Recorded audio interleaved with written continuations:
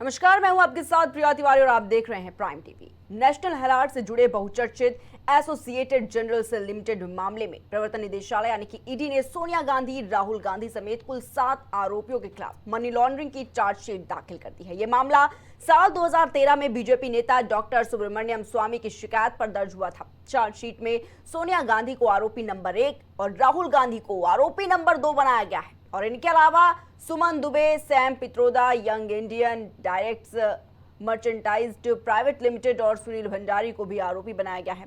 इस मामले में अगली सुनवाई 25 अप्रैल 2025 को होगी, जिसमें कोर्ट चार्जशीट पर संज्ञान ले सकता है। कोर्ट ने इस मामले पर 26 जून 2014 को संज्ञान लिया था। आरोपियों ने दिल्ली हाई कोर्ट और सुप्रीम कोर्ट में चुनौती दी, लेकिन ट्रायल को नहीं रोका गया। चार्जशीट में गंभीर आरोप लगाए गए हैं कि वर्ष 2010 में एक आपराधिक साजिश के तहत एजेएल की लगभग 2000 करोड़ रुपए की संपत्तियों को अवैध रूप से हड़पने की योजना बनाई गई है। बताया गया है कि एजेएल के 99% शेयर महज 50 लाख रुपए में यंग इंडियन नाम की निजी कंपनी को ट्रांसफर कर दिए गए। इस मामले में राहुल गांधी और सोनिया गांधी की भूमिका अहम थी। यंग इंडियन में सोनिया गांधी और राहुल गांधी की कुल 76% हिस्सेदारी थी। बाकी 24% शेयर मोतीलाल वोहरा और ऑस्कर फर्नांडिस के पास थे, जो कांग्रेस के वरिष्ठ नेता थे। एआईसीसी यानी कि अखिल भारतीय कांग्रेस कमेटी ने एजीएल को पहले 90.21 करोड़ रुपए का लोन दिया था, जिसे बाद में 9.2 करोड़ रुपए के शेयरों में बदलकर यंग इंडियन को मात्र 50 लाख रुपए दे दिया गया। और अब देखा जा रहा है, कांग्रेस लगातार सवाल उठा रही है। जो उनके कार्यकर्ता हैं वो प्रदर्शन कर रहे हैं ईडी के खिलाफ, सड़कों पर उतरकर। तस्वीरें आप देख सकते हैं। तो आपको बताना चाहेंगे कि लगातार कांग्रेस तमाम तरह के अब आरोप लगाते हुए नजर आ रही है भारतीय जनता पार्टी पर, और उनका साफ तौर पर कहना है कि ईडी का सहारा लेती है भारतीय जनता पार्टी। और आज इसी पर खास चर्चा करने के लिए पैनल पर हमारे साथ खास गेस्ट मौजूद है। सबसे पहले हम आपको उनसे परिचय करवा देते हैं। हमारे साथ कांग्रेस के प्रवक्ता पंडित राज शर्मा जी जुड़े हुए हैं, साथ ही बीजेपी से आकाश राय जी हमारे साथ जुड़े हुए हैं। आप दोनों का बहुत बहुत स्वागत है। सबसे पहले आकाश राय जी, आपके पास आना चाहूंगी। देखा जा रहा है नेशनल हेराल्ड केस के तहत जिस तरीके से चार्जशीट दाखिल की गई है, कांग्रेस का कहना है कि जो भारतीय जनता पार्टी है वो बार बार ईडी और पुलिस का सहारा लेती है जब वो हारने लगती है, और इस बार फिर वही देखने को मिल रहा है। नहीं आरती जी, ईडी और सीबीआई का सहारा लेने की बात तब होती जब ये सारा काम हमारे कार्यकाल में हुआ होता। 2012 में जब पटियाला कोर्ट में सुब्रमण्यम स्वामी ने याचिका दाखिल की थी, वो 2012 का समय था। उस समय कांग्रेस पार्टी की ही सरकार थी। हालांकि मैं इन सब बातों पे नहीं जाना चाहता। आरती जी, आज देश की जनता जानना चाहती है कि ऐसा कौन सा फार्मूला है कि 2000 करोड़ की संपत्ति को सिर्फ 50 लाख रुपए में हथियाया जा सकता है। इसके अलावा इस केस में एक चीज आप देखिए कि खरीदने वाला और बेचने वाला दोनों एक ही हैं, और सिर्फ नेशनल हेराल्ड की बात होती है। तो मुझे लगता है कि जनता को यह जानना चाहिए कि नेशनल हेराल्ड के साथ साथ नवजीवन और कौमी आवाज, ये 2 न्यूज़पेपर और भी इनके निकलते थे। कुल 3 न्यूज़पेपर निकलते थे। और जब एजीएल को घाटे में दिखाया जाता है, उस समय 2008 का समय होता है, और उस समय भी कांग्रेस पार्टी की सरकार होती है। और ये भी इसमें सत्य है कि इनके शासनकाल में 2002 से लेके 2012 के दरमियान कम से कम 90 लाख रुपए इनको कर्ज भी सरकार ने दिया है। ये सारा कांग्रेस पार्टी के शासनकाल में ही सारा खेल हुआ है। अब जब परतें खुल रही हैं, आप 2000 करोड़ की संपत्ति को 50 लाख रुपए में हथियाने का प्रयास करेंगे, इस देश की जनता की गाढ़ी कमाई के पैसे का दुरुपयोग करेंगे, तो इस देश की जो संवैधानिक संस्थाएं हैं वो तो आपको पकड़ेंगी। और ये कोई नई चीज नहीं है। 2015 से मुझे लगता है कि लगातार माँ और बेटे दोनों जमानत पे घूम रहे हैं। तो अपराधी तो ये पहले ही थे। अब जब ये चार्जशीट दाखिल हो रही है ईडी द्वारा, तो ये पूरे देश में हो हल्ला मचाया जा रहा है। इससे साफ पता चलता है कि चोर की दाढ़ी में तिनका। अगर आपने कुछ गलत नहीं किया है तो आपको डरने की आवश्यकता नहीं है। लेकिन आरती जी, कोई भी व्यक्ति अगर 2000 ठीक है। करोड़ रुपए की संपत्ति आकाश जी, 50 आकाश लाख जी, में ठीक है, हथियाएगा आकाश जी। तो उसकी जांच होगी। और एक बात बस स्पष्ट कर देता हूं, बस 30 सेकंड और लूंगा, कि कोई भी व्यक्ति इस गफलत में न रहे कि वो कितना पावरफुल है, उसके पास सत्ता की कितनी हनक है। हर एक व्यक्ति के जिसने भी इस देश की जनता की के साथ अन्याय किया है, इस देश की जनता की कमाई को लूटने का कार्य किया है, उन सबका न्याय भारतीय जनता पार्टी की सरकार में होगा और ये माँ बेटे दोनों जेल भी जाएंगे। ठीक है आकाश जी, लेकिन बीच में इंटरप्ट करना चाहूंगी। आकाश जी, आप शायद नाम नहीं पता, प्रिया नाम है मेरा, आप बार बार आरती प्रोनाउंस कर रहे हैं, ठीक है। सॉरी। पंडित राज शर्मा जी, लगातार भारतीय जनता पार्टी भी यही कह रही है कि अगर आपने कोई चोरी नहीं की तो आपको डरने की क्या जरूरत है। आप ईडी के सामने क्यों इस तरीके का प्रदर्शन कर रहे हैं, तख्तियां लेकर सड़कों पर उतर आए हैं कांग्रेस के कार्यकर्ता। कानूनी लड़ाई है, कानूनी तरीके से लड़ाई लड़िए ना। अच्छा, मैं एक बात बोल रही है जी, ये जो राय साहब बोल रहे हैं भारतीय जनता पार्टी के नेता, ये पता नहीं कहां से ट्यूशन पढ़ के आ गए, और ट्यूशन पढ़ाने वाला भी गलत था और पढ़ने वाला भी गलत। इनको यही नहीं पता कि ये नेशनल हेराल्ड का केस क्या, ये 2013 में हुआ था और 2015 में ईडी के ही डायरेक्टर ने समाप्त करने की वो करी थी कि इसमें कोई भी मनी का ट्रांजैक्शन नहीं हुआ है और इसमें कोई भी उनकी भूमिका सोनिया जी या राहुल जी हो इनकी कोई नहीं थी। ये सब जो गेम चलाई है डिस्टर्ब करने के लिए, देश को डिस्टर्ब करने के लिए। जो केंद्र में सरकार है, जो सरकार चला रही है भारतीय जनता पार्टी, वो जान चुकी है कि मैं कमजोर हो गई है। भारतीय जनता पार्टी इस वक्त बहुत कमजोर है। जब से वक्फ कानून आया सदन में, जब इन्हें राज्यसभा में अपनी स्थितियां सामने पेश हो गई इनके, तो इनको लगा कि अब देश को मूल मुद्दों से, जैसे बैंक घाटों में जा रहा है, अमेरिका टैरिफ लगा रहा है, स्वास्थ्य सुविधाएं ध्वस्त होती जा रही हैं, सेना में एक विरोध की आग जल रही है, इन चीजों को हटाने के लिए उन्होंने ये कर दिया। मुझे समझ नहीं आया कि 11 साल के बाद अब ईडी को क्या लगा कि चार्जशीट लगानी। मुझे तो नहीं लगता कोई ऐसी चीज है। दूसरी बात, अभी राय साहब ने कहा कोई नेता ये ना समझे कि सत्ता उसके पास है, उसकी हनक चलेगी। इस बात से मैं इत्तेफाक रखता हूं कि भारतीय जनता पार्टी इस तरह की सोच में ना रही कि सत्ता इनके पास है तो हनक इनकी चलती रहे। ये बहुत कमजोर सरकार है और इस कमजोरी का इन्हें एहसास तब हो गया जब राज्यसभा में वक्फ संशोधन बिल को इन्होंने पेश किया, तो जो इनको उम्मीद थी उन लोगों ने भी इनका साथ छोड़ दिया। ये शायद राय साहब को पता नहीं, वो तो बचे हुए हैं। तो 2 बैसाखियां थोड़ी नहीं हिली, वरना सरकार गिर गई होती, अल्पमत में आ गई होती। मैं इन चीजों में नहीं जाना चाहता क्योंकि मुझे झूठ बोलने की जरूरत नहीं है, और खास तौर से उस प्लेटफॉर्म पे झूठ नहीं बोलूंगा जहां पे सामने मेरे भारतीय जनता पार्टी का कोई भी नेता हो, क्योंकि यही इतना झूठ बोल लेते तो फिर कैपेसिटी झूठ बोलने की नहीं रहती। मैं एक ही बात जानना चाहता हूं, आखिर 11 साल में ऐसा क्या हो गया कि अब ईडी चार्जशीट लगा? क्या ठीक है पंडित राज जी, 11 साल तक वो फाइल कहां थी? आकाश राय जी, और 15 में तो उसे मना कर दिया था। ईडी ने डायरेक्टर के साइन थे कि भाई इनकी कोई भूमिका नहीं, इसमें कोई मनी की ट्रांजैक्शन ही नहीं हुई है। तो आप कैसे ट्रांजैक्शन? ठीक है आकाश जी, कहां से 11 साल तक?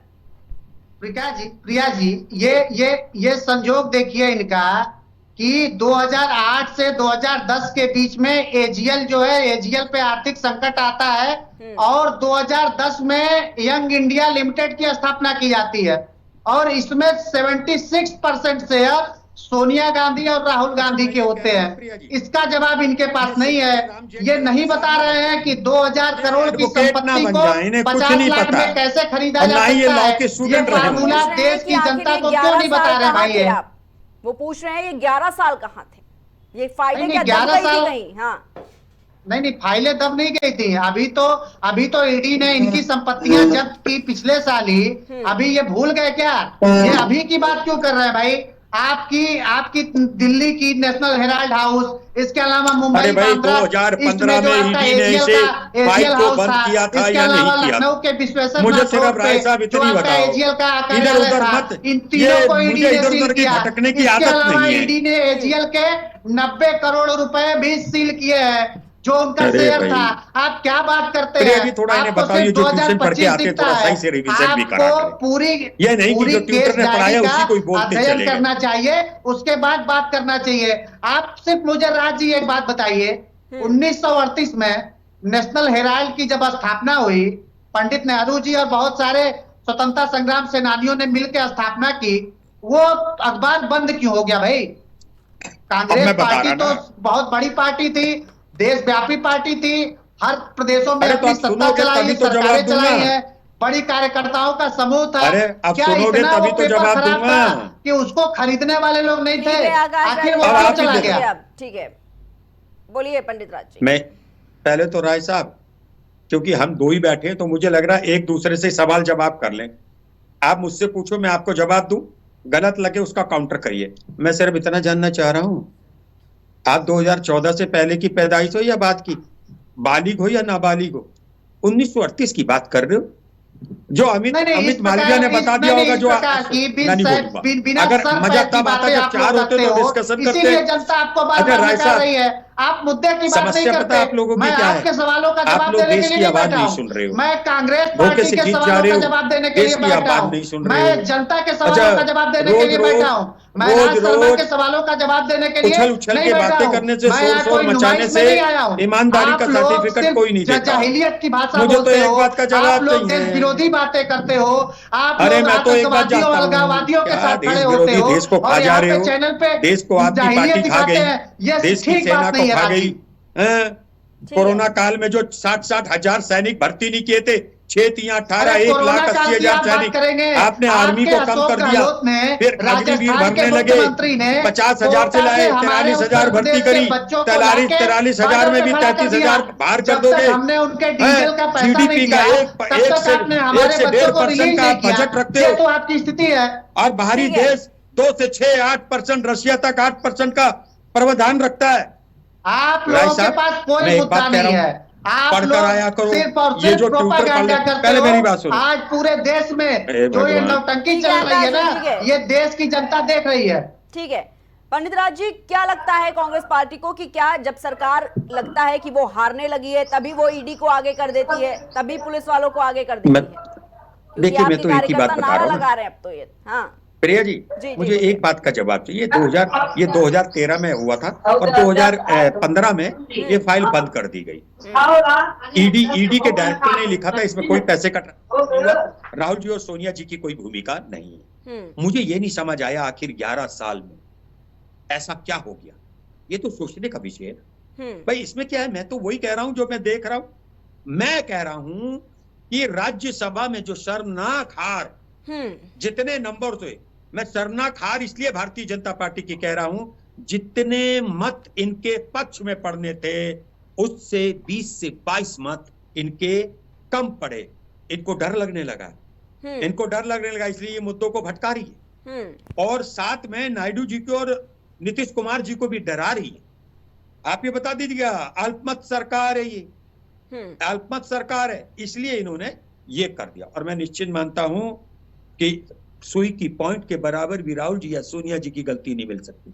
अगर मिलती तो ये कब का उन्हें जेल में डाल देते। और एक और बात कहना चाह रहा हूं प्रिया जी, मैं भारतीय जनता पार्टी के तथाकथित जो नेता अपने को बड़े अच्छे कहलाते और सनातन धर्म के पक्षधार कहलाते हैं, उनसे कहना चाहता हूं, इस देश को पाकिस्तान बनाने की चेष्टा ना करें।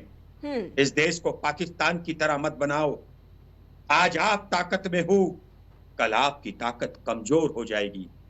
शायद ऐसी बातें मत सिखाओ जो आने वाले नेता आपके संग करें। पहले नहीं होता था, और कम से कम ये अटल बिहारी वाजपेयी साहब या राजीव गांधी जी से सीख लीजिए। अटल बिहारी वाजपेयी साहब के हैं कि भाई राजीव गांधी जी ने अमेरिका भेज दिया मुझे, और अटल बिहारी जी कहते थे मतभेद हो सकते हैं, मनभेद नहीं हुआ करते, सब सेंट्रल हॉल में बड़े प्यार से मिलते थे। अब इन्होंने पाकिस्तान बनाना चाह रहे हैं। ये देश की, आप बता दूं आपको, देश की सबसे छोटी पार्टी है। इनके कोई भी जो ये बताते सदस्य, ये सब ओटीपी से बने। मेरे ही जिले में इनका जिला सचिव मेरे जानने वाला है, उसने मुझे मैसेज भेज दिया। अगर मैं उस लिंक को यस कर देता, मैं भी इनका सदस्य बन जाता। तो बताइए, चाय की दुकान में बैठ के ये ओटीपी से सदस्य बना रहे, इनका कौन सदस्य बताइए आप? कहां नेता इनके भारतीय जनता पार्टी के? कौन से नेता, और ये अपने आप को पार्टी किस हद तक कह सकते हैं? राजनीतिक पार्टी वो होती है जिसमें पावर डिसेंट्रलाइज होती है। हाँ। ये तो कंपनी है प्राइवेट लिमिटेड, हाँ। जिसमें दो से तीन लोगों पे, क्या नड्डा जी की इतनी हिम्मत है जो शाह जी के सामने बोल जाएं? राजनाथ सिंह जी की हिम्मत है जो मोदी जी के सामने बोल जाएं? और मैं तो एक बात जानना चाहता हूं प्रिया जी, मुझे राय साहब जवाब दे दें कि सन 2014 में जिस बच्चे ने पहली बार इस सत्ता को चुनने के लिए वोट दिया था कि मुझे रोजगार मिलेगा, क्या उसे रोजगार मिला? 2019 में जिस इन्होंने सैनिकों के लिए, जिन सैनिकों ने बलिदान दिया, उसके नाम पे एक वोट मांगा था, क्या उस सैनिकों को मजबूत किया? इसका बात जवाब दे, इसका जवाब दे। दाएं बाएं नहीं जाना। और इस वक्त तो राय साहब आप बोलो तो मैं बीच में ना बोलूं, मैं बोलूं तो आप ना बोलो, क्योंकि हम दो ही हैं। चार होते तो चलो अल्लाह उल्लाह मचा लेते। और राय साहब को एक ओपन चैलेंज, एक यूनिवर्सिटी बताएंगे जो 11 साल में इनकी सरकार ने बनाई, जिसका मापदंड और ऑक्सफोर्ड यूनिवर्सिटी की तरह होता। एक मुझे ऐसा अस्पताल बता दें जिसका नाम विश्व में गिना जाता। और एक और बात चाहता हूं प्रिया जी, ऐसी क्या जरूरत आन पड़ी उत्तर प्रदेश की सरकार को कि 5000 लगभग नई शराब की दुकानें खोल रही है? ऐसी क्या जरूरत आन पड़ी? ऐसी क्या जरूरत आन पड़ी? इसका जवाब दो। आकाश जी जवाब दीजिए। की बात कर रहे थे तो विश्वविद्यालयों की, तो अगर मैं अपने मोदी जी के रिजीम की बात करूंगा तो मैं एक बहुत लंबी चौड़ी लिस्ट लेके दे सकता हूं। इन्होंने एक की बात की, मैं दो बता देता हूं। मैं मऊ जनपद का रहने वाला हूं, मेरे बगल में आजमगढ़ जिला है। यहाँ पे महाराजा सुहेलदेव जी के नाम पे हमने विश्वविद्यालय दिया, उस विश्वविद्यालय की नींव भी रखी, उस विश्वविद्यालय का शुरुआत भी हो गया, वहां पे पढ़ाई चल रही है। इसके अलावा मैं लखनऊ की बात कर लेता हूँ। अंसल एपीआई के पास हमने अटल जी के नाम पे मेडिकल यूनिवर्सिटी बनाई। अब दो यूनिवर्सिटी मैंने आपको बता दिया। अब आप शांत थोड़ा धैर्य पूर्वक सुनिए, आपको ये बताना चाहिए देश को। ठीक है, देखिए बहुत से कांग्रेस पार्टी के जो नेता थे वो भारतीय जनता पार्टी में शामिल हो गए। कहा यह भी जा रहा है कि उन्होंने तो बड़े भ्रष्टाचार किए, लेकिन जब वो भारतीय जनता पार्टी में आ गए उनके ऊपर क्यों कोई कार्रवाई नहीं की भारतीय जनता पार्टी ने? क्या वो वाकई में वॉशिंग मशीन में धुल गए? क्योंकि जिस तरीके से बयान दिए जाते थे, और वॉशिंग मशीन तो आप भी जानते होंगे कितना फेमस हो गया है बीजेपी के लिए। प्रिया जी, मैंने कहा ना कि जो भी संवैधानिक संस्थाएं हैं वो स्वतंत्र रूप से अपना काम करती हैं। कैश इनके घर से, इनके नेताओं के घर से इतने निकलते हैं कि मशीन गिनते गिनते गर्म हो जाती है। आप सोचिए, मशीनों को, अलग अलग मशीनों को बुलाना पड़ता है तो कैश गिना जाता है। ये कांग्रेस पार्टी के राज्यसभा सांसद के यहाँ से ये ऐसा हुआ था, और एक दो नेताओं की ऐसी गिनती नहीं है। और ये बताइए, मैं राज जी से सिर्फ ये पूछना चाहता हूँ, भाई देश हित में, देश की जनता आपको देश दूसरी पार्टी में जब भ्रष्टाचार होता है, उसके जो नेता होते हैं जब वो भारतीय जनता पार्टी में आ जाते हैं तो क्या वाकई में वो भ्रष्टाचार से मुक्त हो जाते हैं पार्टी में शामिल होते हैं? नहीं, मैंने कहा ना कि करप्शन और क्राइम को लेके भारतीय जनता पार्टी हमेशा जीरो टॉलरेंस की नीति रखती है, उसी पे काम करते हैं। और कौन हमारी पार्टी का है, कौन विपक्ष का है, हम इस हिसाब से डिस्क्रिमिनेशन नहीं करते हैं। हमारे लिए अपराधी अपराधी है, जिसने अपराध किया है उसको बिहाइंड द बार भेजना हमारा काम है, और वो हम करते हैं।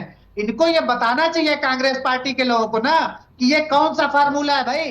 अगर देश के युवाओं का भला हो जाए कि 2000 करोड़ की संपत्ति वो 50 लाख में ठीक है आकाश जी, ठीक है आकाश जी, इसी बीच रोकना चाहूंगी आपको। ठीक है आकाश जी, इसी बीच रोकना चाहूंगी। बड़ी खबर इस वक्त के सामने आ रही है, आपको बता दें लखनऊ में बड़ी खबर है, नेशनल हेराल्ड से जुड़ी इस वक्त की बड़ी और अहम खबर सामने आ रही है। अब लखनऊ तक पहुंची है ईडी की जांच। लगातार ईडी अपना शिकंजा कसने में लगी हुई है, और अब ये जो जांच है वो लखनऊ भी पहुंच चुकी है। ईडी ने नेशनल हेराल्ड कार्यालय को अटैच किया है। इमारत के मुख्य गेट पर नोटिस चस्पा किया गया है। केसरबाग स्थित विश्वेश्वर नाथ रोड का ये मामला आपको बता रहे हैं, जहां पर लगातार अब ईडी का शिकंजा जो है वो लखनऊ तक भी पहुंचता हुआ नजर आ रहा है। और आपको बता दें कि अब नोटिस चस्पा किया गया है कार्यालय के बाहर। तस्वीरें आपकी स्क्रीन पर।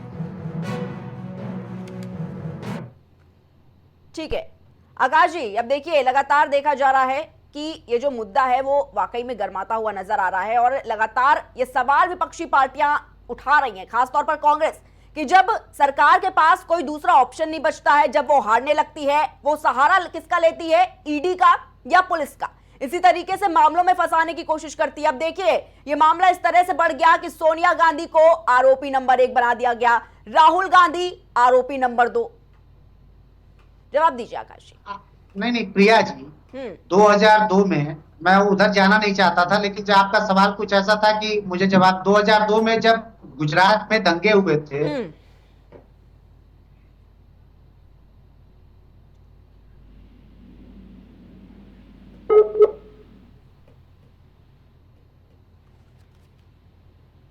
आकाश जी आवाज मिल पा रही है आपको? ठीक है, आकाश जी से संपर्क नहीं हो पा रहा है। पंडित राज जी के पास आना चाहूंगी।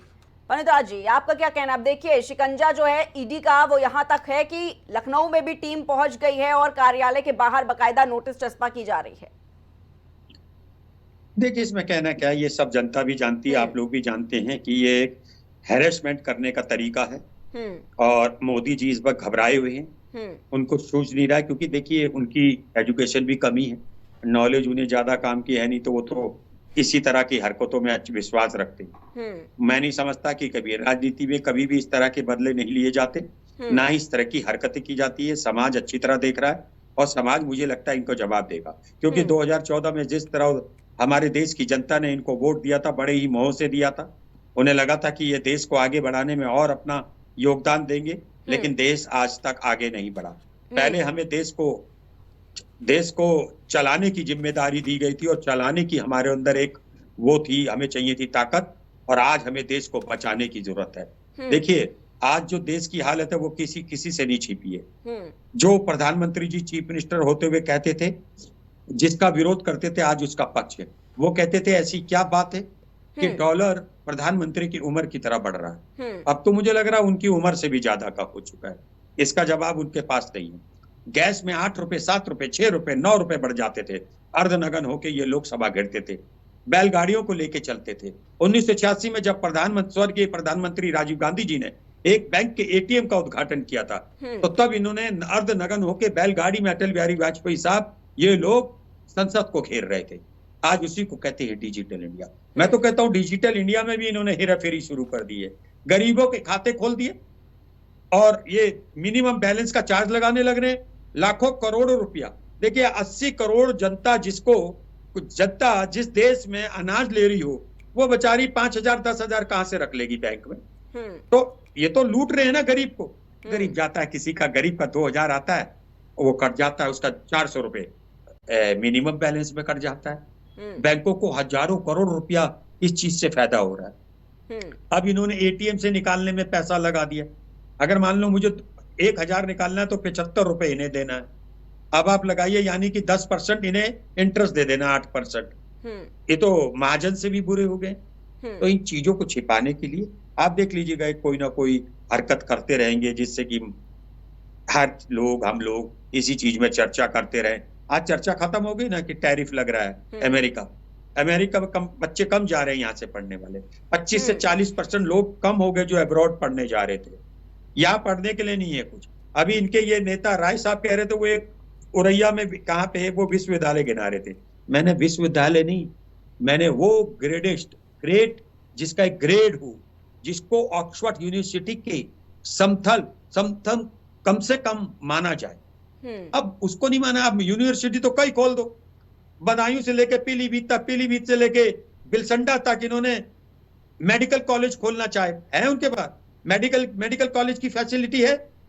आप बताइए मुझे, कोई नहीं बताता। आप इनसे पूछिए, कुछ जवाब कुछ और देंगे।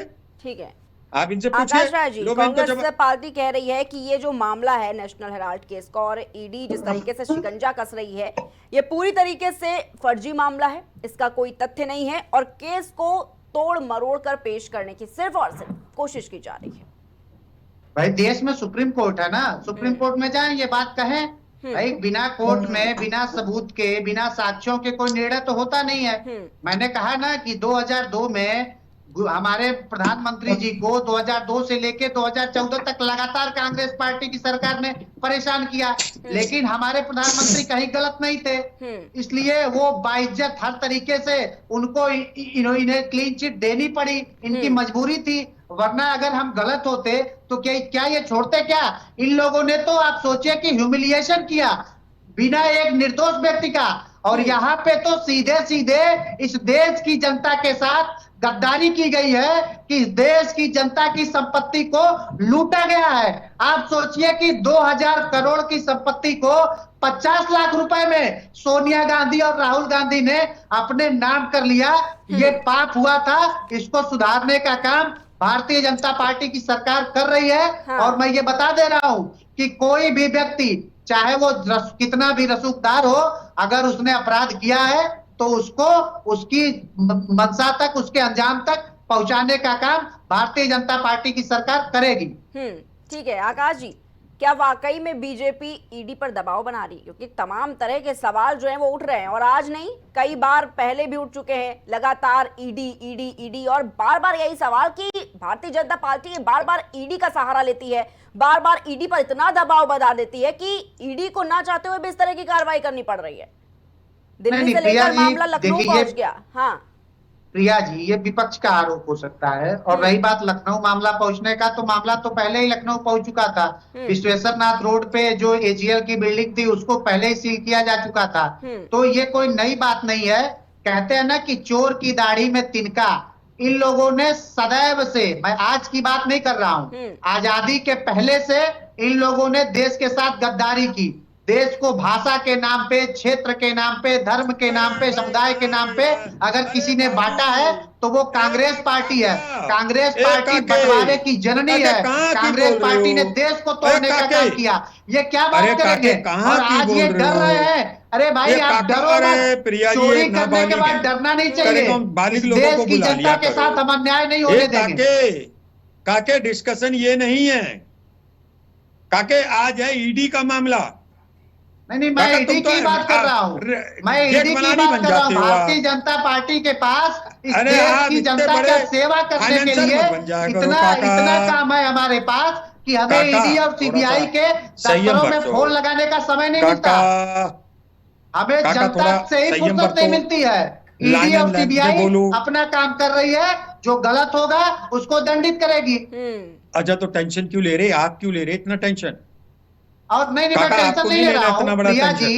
एक बात तो स्पष्ट है ना कि चाहे ईडी हो चाहे सीबीआई हो, वो पार्टी बन सकती है, वो फैसला नहीं कर सकती। फैसला अंततः कोर्ट ही करता है। अगर इन्होंने कोई गलत नहीं किया होगा ना तो ये बाइज्जत बरी हो जाएंगे। रोगे बहुत बुरी कदर, इतना रोया करोगे आंसू नहीं मिलेंगे। देश को बर्बाद करने की साजिश पे ये अब अच्छा लग रहा है। ये धमकी की भाषा और ये गुंडागर्दी की भाषा कि आंसू नहीं मिलेंगे, ये भाषा कांग्रेस पार्टी पे और इंडिया अलायंस के साथियों पे शोभा देती है। देश को बर्बाद कर रहे हो। अरे देश को तो बर्बाद कांग्रेस पार्टी ने किया। देश को बर्बाद तो कांग्रेस पार्टी ने इस हद तक कर दिया था कि हमारी स्थिति ये हो गई थी कि उत्तर प्रदेश में 75 जिले थे लेकिन 15 मेडिकल कॉलेज नहीं हुआ करते थे। आज हमारी पार्टी ने ये काम किया है कि हर एक जिले को मेडिकल कॉलेज दिया है। अमित जी, आकाश जी कह रहे हैं कि इतना परेशान होने की कांग्रेस पार्टी को क्या जरूरत है? क्यों ईडी के खिलाफ इस तरह का प्रदर्शन? अगर चलिए ठीक है, दबाव बनाया भी जा रहा है ईडी पे, तो वो कोई फैसला थोड़ी सुना देगी, फैसला तो कोर्ट सुनाएगा। इन्हें यही नहीं पता कि अत्याचार के खिलाफ कायर नहीं लड़ते। जो बलवान होते हैं वो अत्याचार के खिलाफ की लड़ाई सीने पे सीना रख के लड़ते हैं। ये लड़ाई को पूर्ण रूप से लड़ा जाएगा, क्योंकि ये लड़ाई मैं समझता हूं अपराधियों के पक्ष में खड़ा होने को लड़ाई मत जिन्होंने देश को आजाद कराने में कोई भूमिका घूम रहे हैं। 2015 से 10 साल से 2 व्यक्ति जमानत पे घूम रहे हैं। वो कोई देश के लिए युद्ध लड़ने नहीं गए थे, उन्होंने इस देश की जनता का पैसा लूटा है। अच्छा, वो तो जेल रहे हैं, जिला बदर। अरे मैं कह तो रहा हूँ, आपने सब कुछ करके देख लिया, लेकिन हमने कहा ना कि सत्य परेशान हो सकता है, पराजित नहीं। सत्य सबके सामने है, सारा देश जानता है। कांग्रेस पार्टी ने हमारे गृह मंत्री को और प्रधानमंत्री जी को परेशान करने में कोई कसर नहीं छोड़ी थी, लेकिन कुछ भी हासिल नहीं हुआ। देश की जनता को बताओ, जिला भदर कौन था? तड़ीपार मैं कह तो रहा हूँ कि कौन इस समय माँ बेटे जमानत पे घूम रहे हैं, ये देश को जानना चाहिए। अरे नाम तो बताओ। अरे सोनिया गांधी, अरे राहुल गांधी अच्छा अपनी दोनों अपनी बात जमानत को पे कहते हो। 2015 से अभी घूम रहे इन्होंने हैं, कहा था पूरा देश जानता कोर्ट है। डिसीजन अब देगा। जेल जाने की बारी आई है, अब जेल जाने की बारी आ चुकी है। ठीक हाँ है, चलो ठीक है। चलो, बच्चे हो उत्पात मचाई लो, नाबालिग हो आप। हाँ, नाबालिग यही भाषा काका। कांग्रेस पार्टी के लोगों को शोभा देती है, वो कि अच्छा, ये दूसरों को बताइए, सवाल नीचा पूछना दिखाना, चाह रहा बस। दूसरे को राय साहब छोटा एक साबित जवाब दे दो। करना, राय अपने साहब, आप को राय सुपीरियर साहब, साबित करना, नहीं दोगे दूसरे जवाब? सारे लोग इंफीरियर मैं है। तो कह रहा ये हूँ तो प्रिया जी ने कांग्रेस कह दो, पार्टी की जवाब दे दें एक परिपाटी मेरी है, बात का। कांग्रेस पार्टी का डीएनए है। मैं अपनी कांग्रेस गलती मान पार्टी ने लूंगा। हमेशा अपने से छोटे लोगों का ठीक है अपमान किया आकाश है। जी, ठीक है, ठीक है, बोलिए पंडित राज जी। मैं एक बात पूछ रहा हूं कि क्या ये 2014 से पहले पैदा होने पे भारत में गर्व समझते हैं या पाप समझते हैं? इतना बता दो। अरे ये बता दो। भारत सभ्यता जब से आई है ना, हम उस पे गर्व करते हैं। ये देवभूमि है, हम हजारों साल चलो, की चलो। अपनी सभ्यता पे गर्व करते हैं। अरे हम सुन किसी तो लो मुगलिया यार, सल्तनत को कभी अपना ठीक है, हीरो ठीक है, नहीं ठीक है, मानते। ठीक है आकाश जी, हम पंडित किसी राज जी, मुगलिया ठीक है। सल्तनत वाले को हीरो नहीं मानते। अरे सुन तो लो। तो ये प्रधानमंत्री राम जी और ने कहा कृष्ण था का कि देश है, ये 2014 से दिमाग में पहले बैठा पैदा लीजिए। होना भारत में पाप समझते ये थे। राम और कृष्ण का तो देश क्या है, वो और उन्होंने उन्हीं गलत के कहा था? भावनाओं से, उन्हीं के आदर्शों से चलेगा। ठीक ये है, दिमाग में मुद्दे पे कांग्रेस बात पार्टी करिए ना बिठा ले। पंडित राज जी। आकाश जी, अब मैं क्या करूं इनसे? हाँ। आप एक तो मुझे नहीं पता, ये सारे भारतीय जनता पार्टी के 90% नेता 2014 के बाद पैदा हुआ समझते हैं। उस हिसाब से तो ये बालिग हुए ही नहीं, और नाबालिग को मैं क्या कहूं? ठीक है, ठीक है। कहते ना क्षमा चाहिए बड़ा प्रिया जी, आपको इनकी बातों से लग रहा होगा कि इनके पास शब्द नहीं है, इनके पास मुद्दे नहीं है, जवाब नहीं है, भाई, तो उल्लू 2014 के बातें बाद कर रहे पैदा हैं। समझते हैं। ठीक है पंडित राज जी, आकाश राज जी, क्योंकि अब ईडी भी अपना काम कर रही है, जो भी दोषी होगा सुप्रीम कोर्ट है उसके लिए सुनवाई करने के लिए। चर्चा को यहीं पर समाप्त करेंगे। बहुत बहुत धन्यवाद आपका हमारे साथ जुड़ने के लिए। कांग्रेस पार्टी के प्रवक्ता पंडित राज जी हमारे साथ जुड़े हुए थे, बीजेपी के प्रवक्ता आकाश राज जी हमारे साथ इस खास चर्चा में जुड़े हुए थे। तो लगातार देखा जा रहा है कि मनी लॉन्ड्रिंग का मामला जो है वो तूल पकड़ता हुआ नजर आ रहा है, शिकंजा कस चुका है कांग्रेस पार्टी पर। और दूसरी तरफ ये देखा जा रहा है कांग्रेस पार्टी के जो कार्यकर्ता हैं वो लगातार सड़कों पर उतरकर ईडी के खिलाफ जमकर प्रदर्शन कर रहे हैं, हाथ में तख्तियां लेकर, और भाजपा सरकार को लगातार निशाना बनाया जा रहा है। साफ तौर पर कार्यकर्ताओं का कहना है कि मोदी सरकार डरी हुई है और इसीलिए वो ईडी का सहारा ले रही है, वो पुलिस का सहारा ले रही है। बाकी इस पूरे मामले में कोई तथ्य नजर नहीं आ रहा। और आज इसी पर हमने खास चर्चा की। हम फिर हाजिर होंगे एक नए मुद्दे के साथ। तब तक के लिए आप देखते रहिए प्राइम टीवी।